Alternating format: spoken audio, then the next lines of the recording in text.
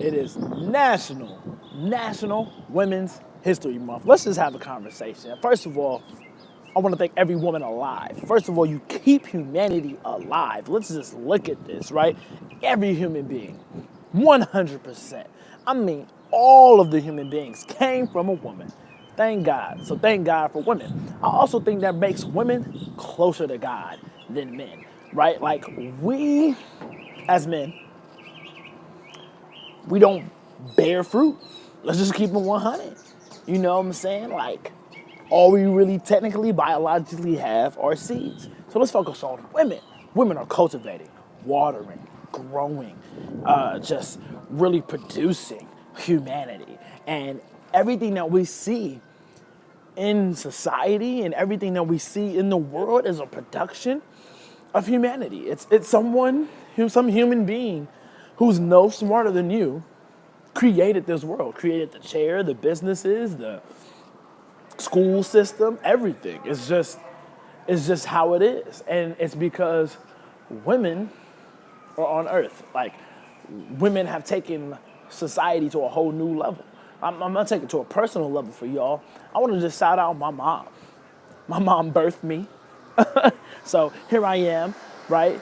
24 years old when I became a professor, right? Thank you, Mom, because if you didn't birth me, this wouldn't have happened. Secondly, I was able to write a book and become a published author. My mother and I actually became a published author in the same year. Shout out to my mom. My mom became a published author while having 2 kids, got her doctorate degree the year before. I mean, there's just levels that obviously my mom has reached that I haven't reached. Why? Because she's a woman and she's closer to God. Let's also look at this. In the beginning, right, you look at the Bible, and the Bible refers to God as mother and father, right? Because if we think about the context of society in which we live in, right, everything's produced from a male and female unison, right? Okay, let's look at it, right? I love numbers, right? So I'm into numerology, right? Just like any other philosopher of our modern day time. So when I look at philosophy, I like numbers, so we look at the philosophy of numbers. Let's look at 1, let's look at 0. Well, 0 comes before 1, right? We can start counting at 1, or we can start counting at 0. I say, let's start counting at 0. Here we go, 0, 1. Well, let's just stay right there. What does 0 mean? 0 means circle. Well, what's also a circle? The actual ovary is a circle. And that goes into the uterus. And once the circle goes into the uterus, it just erupts into this sphere of life.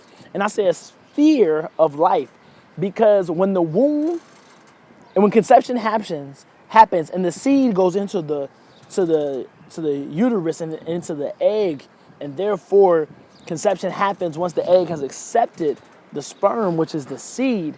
Now the womb is filled with water.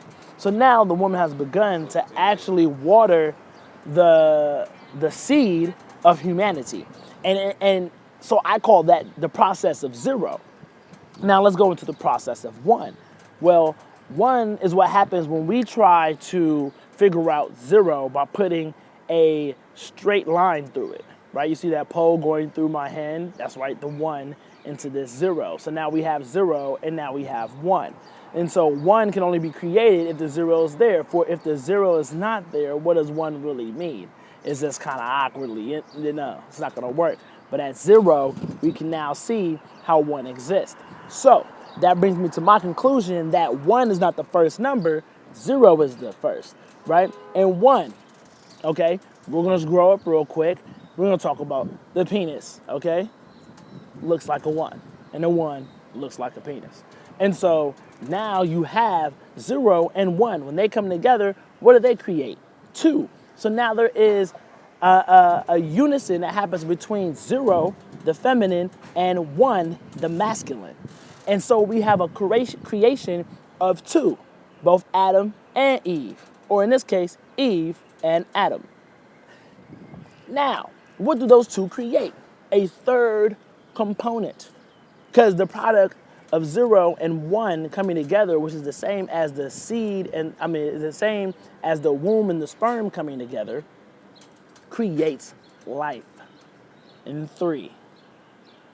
So now a woman and a man create a child, which thus becomes a family. 4, serving as the foundation of humanity and our process of how we continue to create all life in society, in everything that we have, in everything that we want to be. And so when we recognize that women are our 0, they are our 0. Women are our 0. And that doesn't mean they're nothing, it means they're everything. Because everything's captured in 360 degrees. Everything is captured in 360 degrees. There is no escape route. There is no exit route. It is that circle, that sphere in which we live.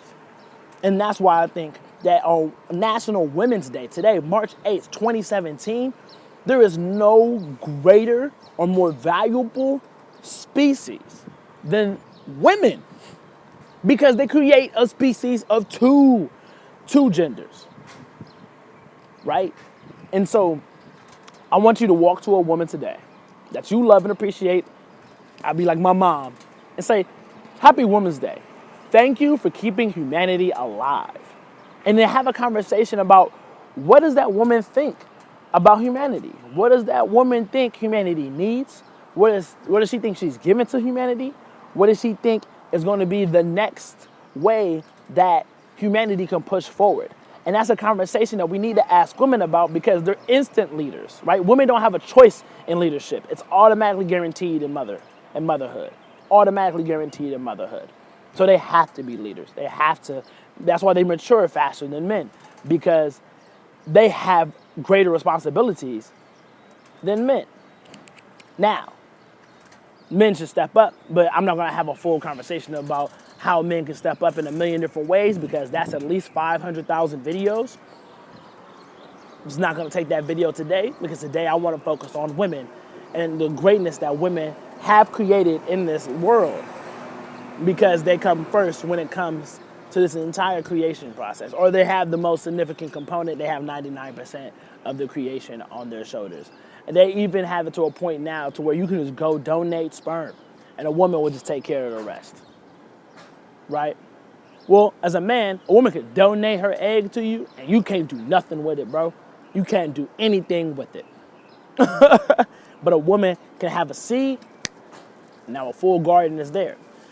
So if you're a man, just respect the fact that, you know what, you gotta follow her leadership in creation and her leadership in cultivation. It's your job just to be a gardener. And that's absolutely okay. I say that because the majority of the people who watch my videos tend to be men. But for the women, for those of you that are watching, because, you know, it's not 50-50, you know, it's a majority of men who watch my videos, but there's a significant, like it's pretty close significant as far as like the women who watch my videos. And I want you all to know that you're great, you're amazing. And as a woman, we thank you for your leadership. We thank you for everything that you've been able to do. You're great, you're amazing, and humanity cannot continue without you. And that's just your most basic purpose, to keep humanity alive. Lord knows what you do and decide to do before you become a mother and after you become a mother and while being a mother is where your soul truly gets to live. But at the very simple level, you can create one of the greatest organism on this planet, human life. And thank you for your leadership. So also let me know what woman in your life has been the greatest influence in your life. What woman has been the greatest woman influence in your life, and why? Let me know why. Let's celebrate this and let's talk about it, because the world should know what woman out there has impacted your life, why she's impacted your life. Because that might be exactly what they need to read in order for them to understand the greatest purpose of their life and for them to be able to appreciate a woman in their life. I want to know because I'm learning from you all at the same time that you're learning from me. And this is a great exchange. I love you. Be great. You already are.